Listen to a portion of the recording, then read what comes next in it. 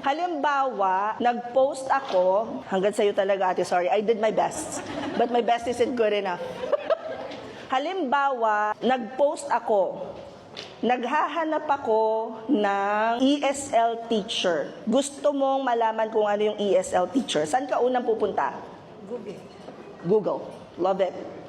Pagkatapos, Search. I love it. Gusto ko yung hindi nakakalimutan yung step na yon.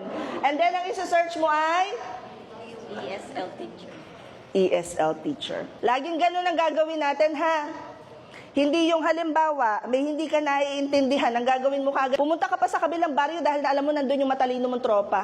Para lang hanapin kung, ano yung ESL? Kailangan, dito pa lang, nagkakasundo na tayo na pag may hindi naiintindihan. Halimbawa, sinabi kong, open your Google Calendar. Eh di pupunta ka pa sa kapitbahay nyo. Ano yung Google Calendar? Wala nang ganun, ha? Clear tayo sa rule number 1. Pag may hindi naiintindihan, you go to Google, you click the search, and then you use the keyword. Huwag kakalimutang i-click yung search. Napaka-importante.